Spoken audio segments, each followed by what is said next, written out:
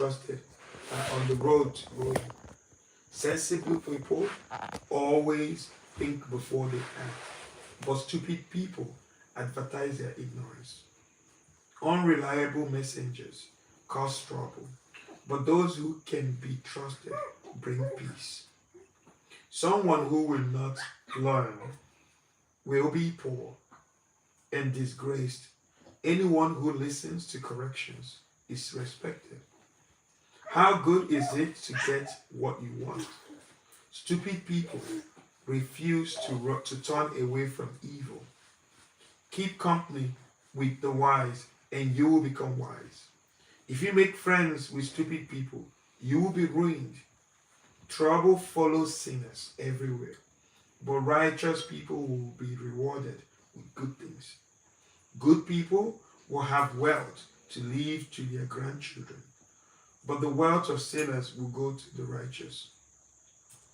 Unused fields could yield plenty of food for the poor, but unjust people keep them from being found. If you don't punish your children, you don't love them. If you do love them, you will correct them. The righteous have enough to eat, but the wicked are always hungry. Wow, this is so packed. I can't even start. I can't even start unpacking them. Mm. I just have to say, wow. Mm. But you know what I'm thinking as I'm reading this in my mind? I'm thinking first is as a little boy getting ready to go to college or go to school. And if you have a child getting ready to leave to secondary school, you know, as they send children to boarding school, if you don't give them any other advice, and you read Proverbs chapter 13 from 1 to 25 to them, you've advised them on everything you can think of. Like I'm thinking in my mind, what is missing here for a young child that is getting ready to leave the home? Or even for a parent, you know? And just, it touches on everything. It touches on how to deal with people, how to be nice, and also how to avoid people, you know? And even the best way to identify trouble when trouble comes and how to avoid it. Any thoughts? Well, I was also just amazed with how healthy this proverb was, and it's just one of those that, like you said, wow. Actually, is the reaction, because the words can quite literally not put it into place. A man shall eat. This is verse 2. Mm. A man shall eat well by the fruit of his mouth, but the soul of the unfaithful shall feed off violence. You know, it's a very amazing way to the way it's said. A wise man shall eat well from the fruit of his mouth. That your goodness will actually follow you, as in even in places that you do not even think you belong to. Your good name is what is going to supersede you. Mm-hmm. But yet the violent, the violent at the end of it all, they end up dying from violence. Mm-hmm. Most often than not. Yeah, and he who guards his mouth preserves his life. As in, it is one of the things that I'm now learning to do, because I talk a lot. I talk a lot, and sometimes you find yourself oversharing. Right. But it may not necessarily be wrong to overshare, but it is what are you sharing where? Yeah. And with who? Yeah. Yes, and with whom? I cannot go and start talking wisdom with people down in Juakali where the garages are. Yeah. Expecting that they will understand. Correct. I may be talking about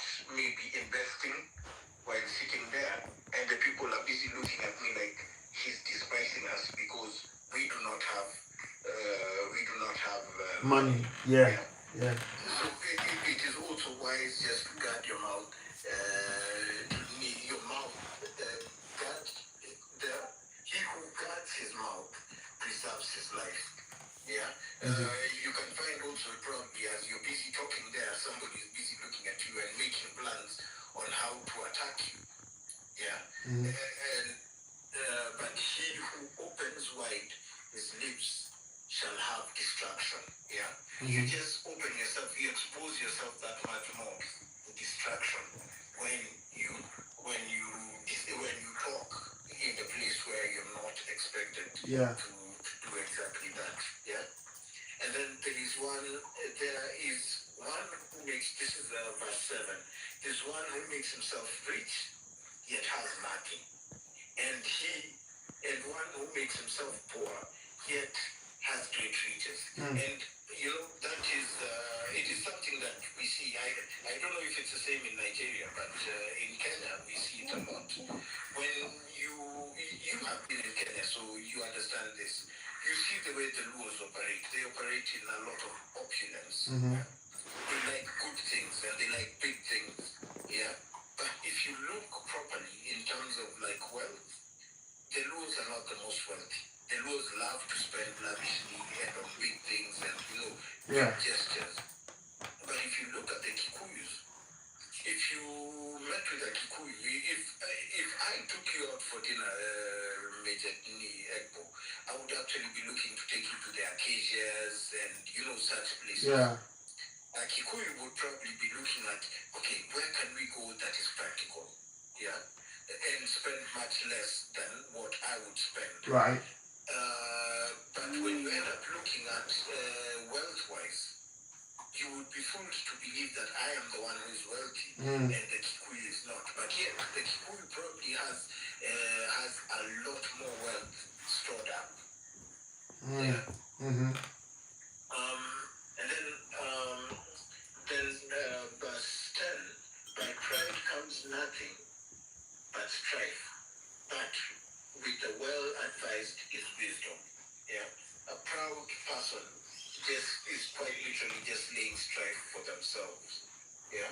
But one who is well-advised stores up wisdom. Yeah. You don't. It is good to be proud with yourself, but it's not good to go around showing it unto others. Yeah. You're just throwing up strife for yourself. But when you, in humility, you end up storing wisdom and knowing where you can actually be prideful without necessarily being judged. I don't know whether that makes sense. Yeah. Yeah. I like one of the ones that I really like and I really struggle with is chapter verse 22. And it says, a good man leaves an inheritance to his children's children, but the wealth of the sinner is stored up for the righteous. At that point where we're talking about a good man leaves an inheritance for his children's children, I always keep on wondering, is it necessarily here, are we talking about monetary, or is it, as in, can it be in any other form? Like one of the reasonings that I say probably my folks are not the richest people, but they have stored up an inheritance for me in that they have allowed me to go to school, and not just any school. They took me to some of the big schools in Kenya, and hence even for me now, my strife is for my children to also get a good enough education. Yeah. So out of what I've seen my parents do, the strife that they went through to ensure that we got a good education, I'm also striving to do the same for my children, so that when they are done, they actually can make something of themselves, the education that they have earned. I don't know whether that makes sense. No, that makes sense. No. Maybe you have a contrary opinion. Not contrary, but also just to solidify the essence of wealth. When we think of wealth, doesn't have to be resources. Like you said, just knowledge that has been helped to pass down to you is an essence of wealth. There's a saying that is say, if you think education is expensive, try ignorance, right? So they passed down that knowledge of wealth down to you. That's a wealth in essence, right? Because that education in itself has opened doors for you, will be able to open opportunities that people in the garage, like you mentioned, like the mechanics, will not be able to just enter. That door opens up for you that you will not be able to enter. Like in Nigeria, I'm not sure if it's culturally the same in Kenya, but in Nigeria, it used to be parents will work hard and they will take everything that they have and they will give it to their children, in the sense that the whole goal and picture is that those children will grow up and be successful to take care of them. So you see people that work their whole life, in all their investments go to their children, and with the hope that those children will turn around and take care of them. But that being said, you realize that that's an investment that they're making, and it, like in this regard, I see those wealth as more so as an investment than anything else. But I want to also take a pause and welcome Oge and CJ. And before you guys join, I was chatting with Ben and we are talking about Christmas and what we did for Christmas. I did almost the same thing as Ben. We both had a dinner with some friends on the 24th, Christmas Eve, and caught up with them. And on Christmas Day, it was more chill and laid back. Nothing much. There's no travels involved. It was just very much more basic, like anything else. Um, but also, we started off with Proverbs chapter 13. And I am telling you that if you've not read Proverbs 13, it is wow. If you know any young person that is going to school or just generally that are close to you, if you sit them down and read Proverbs chapter 13 from 1 to 25, you've already blessed them with every blessing they can think of.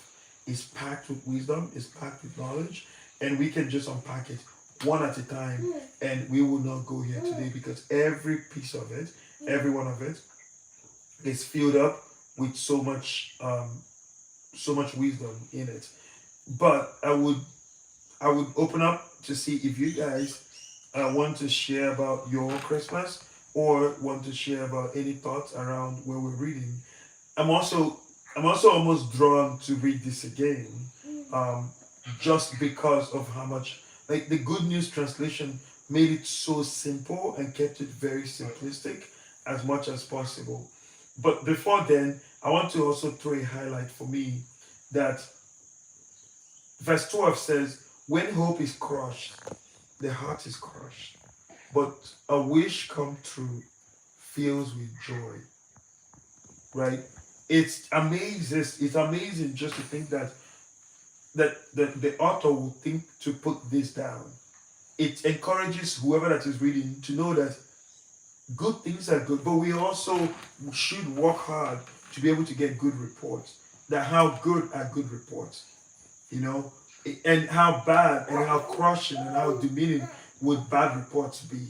It doesn't mean it's the end of the life, but when we realize that it comes with good feeling, it's lifting, right? When hope is crushed, the heart is crushed at the same time. But when a wish comes true, it's filled with joy. When we go out and we make A's, that's how our wish come true. We're filled with joy. We're filled with happiness. We go out to do business and we try. We're filled with happiness. Imagine we go out to do business and we couldn't sell anything. The hope is just the heart is crushed because nothing much is happening. But I'll pause and see if any of you have any thoughts around your Christmas or what we're discussing. Okay, I have something to say. Good morning. Compliments of the season. Good morning, happy Christmas. Okay, I don't have much to say, but I don't know who said that, but who said that he was asking for the inheritance. What are we and what are the children going to inherit? And you know they comment that Okay, parents that's put someone. him in a Okay, very good school and all that. okay. And that's what I Bible tell study man. parents. You're running an idea. Man, You moves here also too. give them Oh, God. the house Before 12 o'clock, what kind of room? have to be So what trying come on? as possible to make sure that Only children go to good school and make sure so that they will come out with good quality education and all that. And some of it, even now, some parents are stopped leaving themselves to their children because you some drink people, and when they know then that you their take parents are it. very rich, they become useless. They don't want to do anything. They're looking at what Bless their you. parents are going to leave You know, behind you bless. for them. So it's a good point when he said that at least the parents put him in school. Then, you know, me whenever I want to talk about any chapter we've read, I always use myself as an example. I have a lot of issues about school because both my parents, some of them were educated. But me, I love school. I love school. So till the where I am to graduate and all that, I went to school. I struggled. I went there. You know, when I wrote my exam, my dad didn't even know about it. I have to figure it out myself. Wrote exam, enter university. So until today, some of the mistakes are happening. You just put the hand in. 3 weeks back, I was crying and said, if my dad or my mom were educated, I won't be going through this stuff I'm going to. So that's why, like my school, my children's school right now, they come for PTA meeting, I'm there. They come for school day. It was really nice. I'm checking their school, I'm checking their results. Before I used to check position, but I later on find out that no, I'm I'm always encouraging my children because I keep telling them that I might not be here tomorrow, but whatever the education you have, the qualification and everything can take you to places where me they don't go to, where any other person, because of your education and your reading. So it's a big inheritance like the parents have to give their children. So it must not be because that is not your name. properties and all that. Because it was good. And Because again, it's hard. I have to talk about The nail trap dirt, so you don't want that to suck your nail. But this knuckle or here is soft enough for her to bite This it. proverb have been telling us about wisdom and kindness and not to talk too much. Just be kind to people. So that's my contribution. Thank you. How was Christmas for you? Did you party or cook? Anyway, I don't want to get emotional because you see this thing they said that God of 11th hour. God always come through for me in everything. So I have been going through divorce, and finally my divorce is over. And because of mine, because I'm not going to tell anybody. Because my ex-husband is actually a bad man. He doesn't have human feelings. He has been treating me so bad. I'm supposed to have my kids now. He's not doing that. He's stressing me. So I've been crying the whole week. This whole week I've been crying. And one of my friends said, okay, just come. Stop crying. Just come. Let us have Christmas. No salary paid. No, I go to my friend's house. She said, okay, we have tried a lot. They promoted me. So now I have air fryer, I have bagel fries, I have oil, I have. So the blessing was just coming bad food. But I don't say, God, is that how you want to clean up my tears? So for now, I'm telling you, I've spent my Christmas so wonderful. I am so grateful for God for me being in the midst of people because they will tell me, okay, you're always there for people. So I don't know who does not want to bless you. So I'm so grateful to God that people don't know me as a bad person. They always said you're too nice, you're good. So I'm still telling God, I'm praying to God and say, please don't let me change. Despite that some people are not appreciating my goodness, my kindness and all that. But few people as well. So my friend, she has just made my Christmas so wonderful. So I'm grateful I celebrated Christmas very well because my God of 11th hour has just answered my prayer. Although I don't have my children, I think I'm still hoping that you allow me to carry them to spend Christmas before they go back to boarding school. No, that's great. Thank you for sharing that.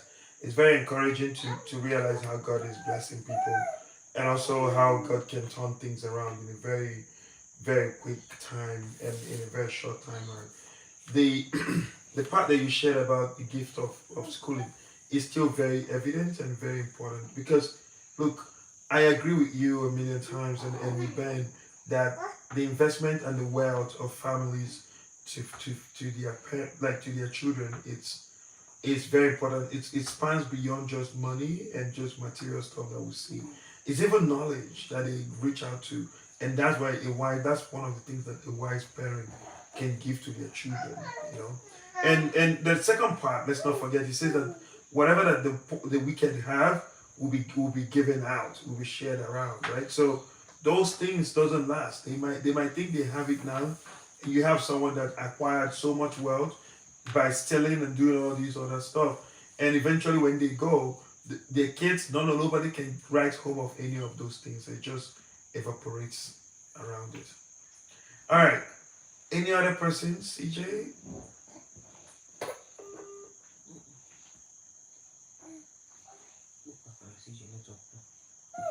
I was just going through Proverbs 13 again. Greetings, everyone. I was just going through it again. I Bishop's number read say, it man, before, but obviously, I needed to refresh my memory about the chapter. It's an interesting chapter. I haven't finished it, but I've seen where we're talking about, which is verse 22. He said, "A good man liveth and inheritance for his children, and the wealth of the sinner is laid Yes, up for the she just." can do it. Hallelujah. Oh So man, water that's too. obviously true. Crazy. The inheritance that we're talking about, I think I agree with all of us. Sometimes, most times it's not just monetary. It's not just the money aspect of things. It could be land, it could be knowledge, because we say knowledge is wealth. We see that. And so, knowledge, and, all the things that the enablements that the family of the father can give, can give to the children by his condition or by his exposure. So those again can be said to be inheritance. However, if we go into the core meaning of inheritance, you see that it is what the children or people connected to a person gets after their demise, or even gets as a function of their relationship with the person. So we see that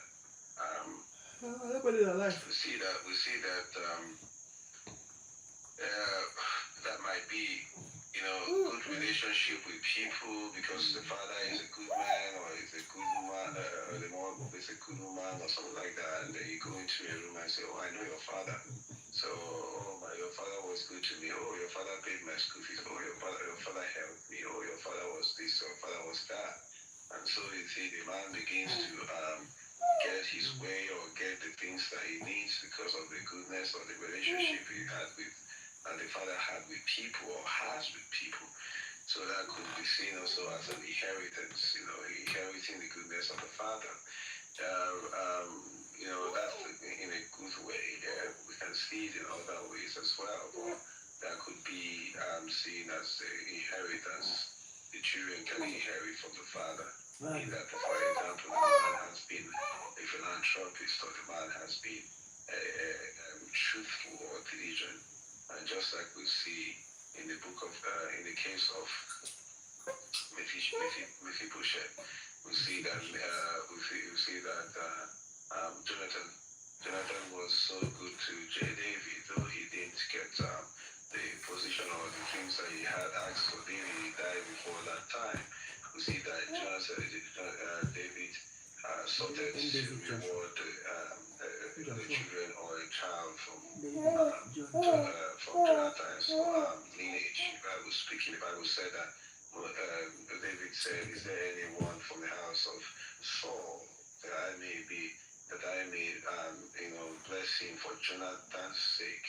So that could be said to be an inheritance of goodness from the child because of the father's help or the father's relationship with David. When we move forward, we see that, like we said in the preceding verse or the verse before, we see that it keeps talking about the benefits of being a good person and the discouragement or the disadvantage of being sluggards or fools or being those who or weak or a wicked person. We see that these proverbs, the Proverbs 13, is wisdom for the wise, those who want to learn. Other than those who say, "Oh, don't tell me things. I'll learn from my own mistakes," which eventually leaves scars that can be irreparable most times. So, Proverbs 13 is giving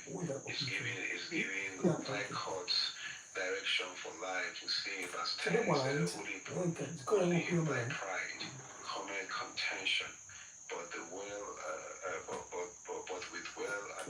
but with well advised is wisdom. So we see talking about the disadvantage of pride, and we know many places in the Bible we talk about pride going before the fall. So we see a lot of things in this Bible passage that if we begin to go into the nitty-gritty of it, we'll probably not finish in the next 1 to 2 hours. However, the conclusion is that it is good to be a good person, a good man, a good woman, and it is to the mind, or it is to a great disadvantage to be wicked, to be sluggish, to be lazy. But I will touch on 24 and 25. It says, he that spareth his son is wrong, hated his son. But he that loveth him chastiseth him betimes, and then the righteous eateth, and to the satisfying of his soul. But the belly of the wicked shall want. You see, I want to talk about that verse 34. A lot of people saying, "Oh, you don't have to discipline your children somehow, you show them love and all of that." Yes, you show them love, but I'd like to say this because I think a lot of people are misunderstanding the scripture. People are beginning to understand scripture with emotions, or because of how they thought that their child was. So we see that in a child's life, when a child is growing, the Bible is speaking that the mind of a child is foolish. It's just like building up a new phone or building up a new gadget. With the motherboard, the motherboard is blank, and whatever you install or program in it is what you're going to use it for. So if you leave a child being programmed by the sinful nature of the flesh, and you just keep shouting on your voice or keep scolding and saying, "Oh, don't do that," without actually giving discipline, which could involve spanking or flogging. I know that some people don't like to hear that word flogging because that's traumatized some people, or some people think that, "Oh, come on, there are other discipline other than flogging." But I tell you, really, there are some behavior in children that cannot be extinguished without flogging. I know this to be true. And so if parents continue to be emotional about this, or say, "Oh, my child, don't flog my child," or "Don't beat my child," they grow up having that child flog them and beat them. The Bible is perfect in all wisdom. And so we see that even if the Bible, some people say, "Oh, CJ, no, come on, the Bible does not mean literally a rod." And I beg to differ right there. But again, like, I'm not going to argue with some parents or many parents as to how they raise their children when we see the truth of the Word of God. Like, says that you must discipline a child or chastise a child, and the chastity with which you chastise the child should be as a measure with respect to what he or she or the behavior of that child. So it is up to the parents and by the guidance of God to know how to train that child so that the child does not grow becoming foolish because the parents did not tell them or did not show them or did not discipline them, whether with rod, whether with spanking, whether with speaking, whether with taking away the iPad or whether with grounding, whatever it is, so long as it can bring about the change, which should be.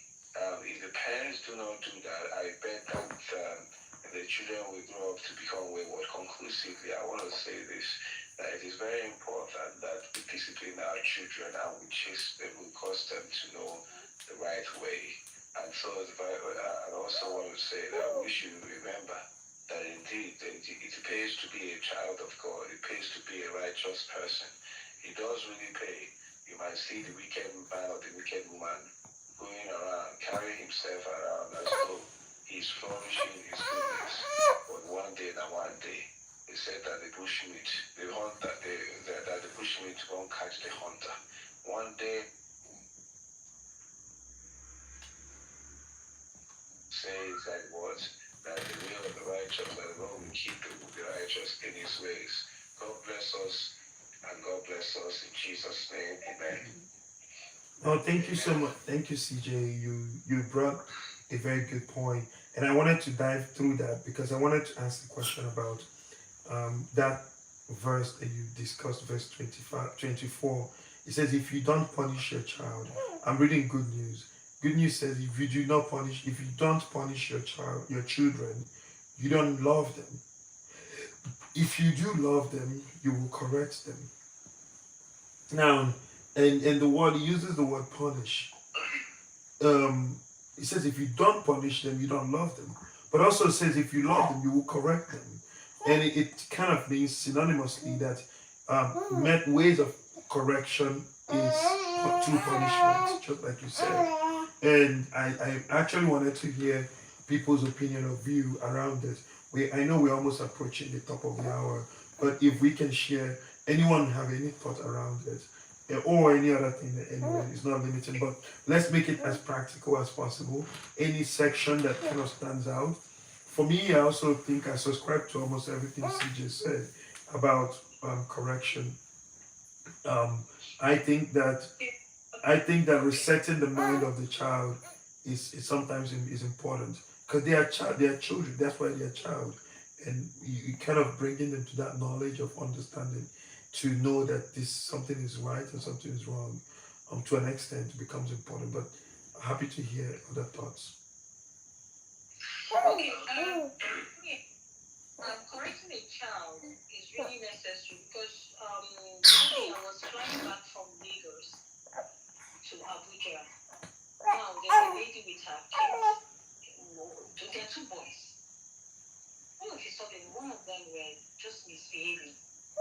And when the mother raised him and said, keep quiet, he raised back his hand and beat the mother back.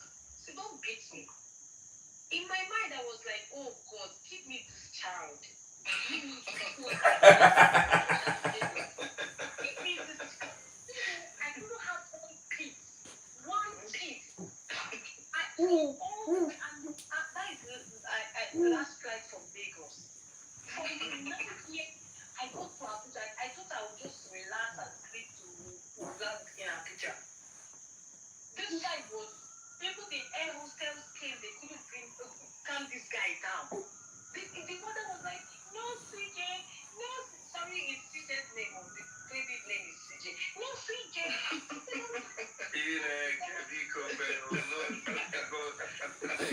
CJ, nobody fair. Ole kemba CJ no go efe. O change ro ko de kwa ko ofu CJ ka na ekwu maka ya.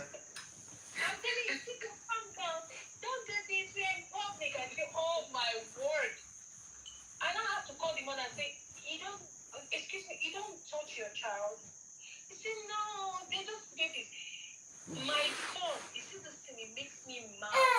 I correct you in public and spank you, you raise your hand and hit me back. It's only God that will say that this child is not meeting that day. I don't take it. Only blinking of my eyes, you should sit put. I correct children, but make them understand when you're correcting them, you still love them. That's just what we are saying here. Because if you don't correct a child, and I use myself as an example, okay, let me say as a single mom, I always tell my children, if you behave like your mom was useless, that was why she becomes a single mom. So you have to be on your toes.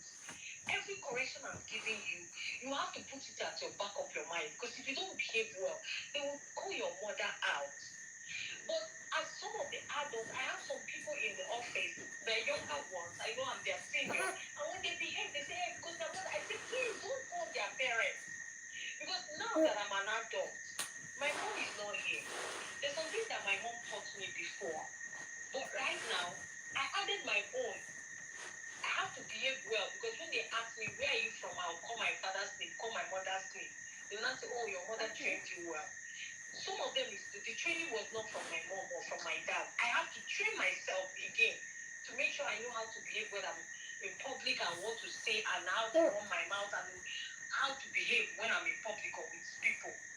So correcting children, some of the parents that do not beat their children, and now something happened like a month ago. You know these gummies that adults eat for their bee. So you eat those gummies to help your bee stay healthy. A child came to our auntie's house and picking up the bottle and finish it up. Without knowing that the gummy that you see was not just gummy bears for children. It was not that normal gummy bear. And I told the mom, so you never taught your child not to pick up what you don't have. My fridge here, my children does not open the fridge. You will see that this biscuit, child can eat it. They will have to call me. You can't eat it. Because he might be looking at it, this biscuit, and it's not biscuit. You can't eat what I did not ask you to go and take. A friend came to my house and she picked up a bottle of malt from my fridge. My daughter told her, that's wrong. You need to tell my mom. The girl became ashamed. You say, why? The girl, they asked my daughter said, you need to take permission before you take anything. Before you eat anything. It's not right. Now, it's my friend. I don't tell her not to take. But I talk to my children. So I feel that we parents should do our best. So when they go out to secondary school, universities, and all that, they will all remember home. Me staying at home, like I broke a glass cup. I was shaking. Before I now remember, oh, it was me that even bought the glass cup. Nobody will beat me. But because if my mind just went home, when you bring a glass cup, you collect, they will beat you. So I was shaking. But I remember, this glass cup was bought by me, so nobody will scold me. So we also take it out, teach our children, we spank them, correct them, and still tell them, we still love you, because it's tomorrow. So that this is they spend the rod and Spoil the child. Call the child very well. Remind him the child. Call the child. Don't let the child misbehave, because when they behave, they don't hesitate. People don't hesitate to say if they are mother or if they are father. Anyway, it's always the mom. It's the mom. The mom does not have respect. Yes, so of course. The time when she don't protest it out. It's the mom. That's how about it. Thank you. Thank you, Audrey. Ben. Can I jump in there? Yeah. I went a few steps ahead and I looked at Proverbs chapter 23, verse 13 and 14, and it says, do not withhold correction from a child, for if you beat with a rod, he will not die. You shall beat him with a rod and deliver his soul from hell. And you know, I sit around people who, put food around this conversation, and they talk about Hey, for your choreography. Hey, help me here. There is a time and a period where those timeouts and discussions come in handy. When a child is still young, and this is even at Proverbs chapter 22, verse 15, and it says, foolishness is found in the heart of a child. The rod of correction drives it far from him. But then, now that I'm a parent, I sit down and I just look at my children. And there are certain times you look at them and you're wondering, are you just looking to be punished or what exactly? But it is because of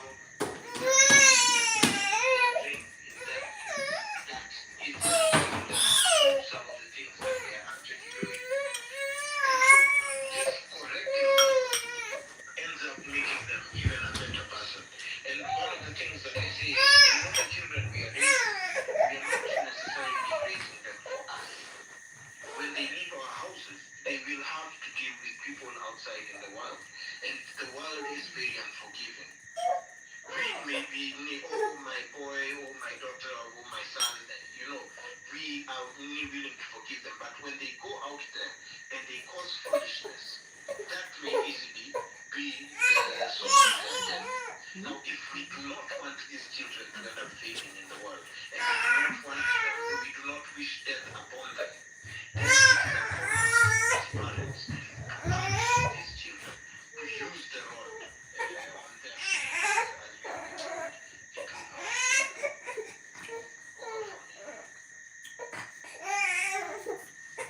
Well, thank you, Ben. That was a good one. No, I appreciate. I agree with every one of you and what you said, and I appreciate the insight around it. It amazes me how I group, for me as a parent, I've grouped my child's upbringing into three segments. One is the baby, actually maybe four, the baby stage where I'm loving on them, kissing them, bobbing them, like snuggling on them. Like where Orlando is now, is that baby step, or baby love. As soon as she turns one, as soon as she turns one, that part flies away.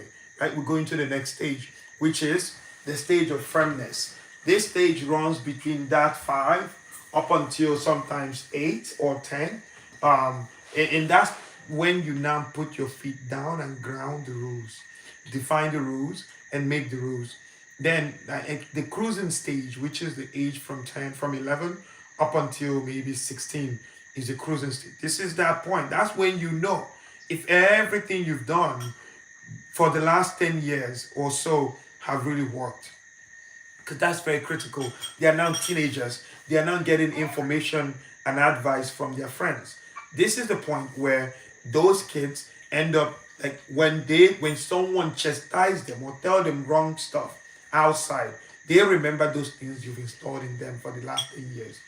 That is the most critical. And at this stage, as a parent, you're no longer doing the teaching. You are now doing coaching, because they will come back to you with questions for clarification, and you will coach. Now you're coaching and mentoring them. At the time when they roll into the age of 17 through 21, they are now back into that role. They are now about to become an adult. You guys are now becoming friends. That's when they start, like, if you're a lady, they want to check out your dress. They want to check out your clothes. They want to check out stuff. If you're a guy, they want to cut their hair where you also cut your hair. They want to check your style. They want to hang out with you. That's that point where you guys now become buddies. You guys now start rolling things. And guess what? You're getting them ready to get them out of your house and become independent. And then they become independent. But that's me and my approach about those parenting and those stages. But we're almost at the top. We're at the top of the hour, not almost. I just want to say I thank everyone for making time, even in the middle of the Christmas, the holiday, and everything, to be here. I respect your faithfulness, and I pray that God will bless you richly for it. I don't know if anyone have any last minute thoughts, last minute comments, requests that they want to make before we go. I have. Okay, go for it. I'm not happy. CJ did not do Christmas for me. You people do not do Christmas for me, so I'm not happy about it. That's my final thing. I am not happy. I didn't get any gifts from any of you people, and I'm sure I'm one of the only lady. Yeah. I don't know. Yeah. No, you're right. No. I'm only lady here. Are you people supposed to gift me? But the problem is that you're very far away too. All of us are in different parts of the world. Please make it possible. Please, don't do that, oh brother. Don't do that. Don't do that. People should make it possible. You know what I mean? You can actually monetize it. What are you talking about? I'm the only lady in the among. You guys respect me now. No wahala.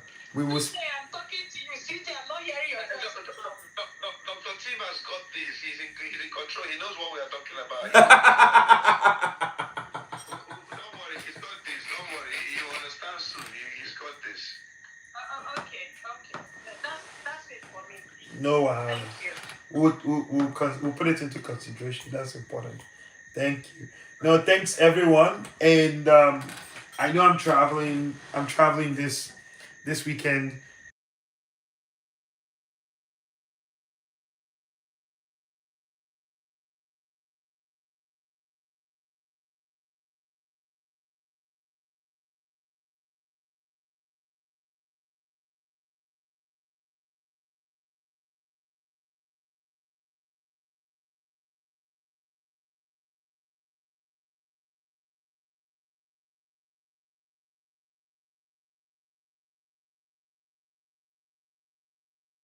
Alright, thank you. Thank you. God bless you. Bye. God bless you.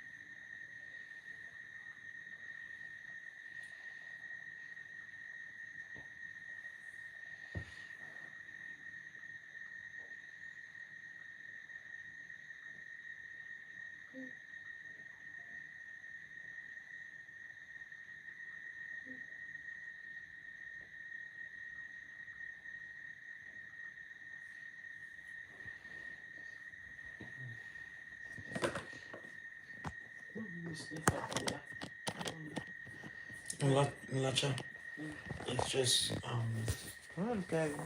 in In fact, I can.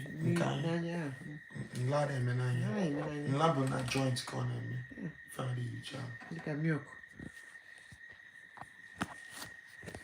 Let's go. Let's go.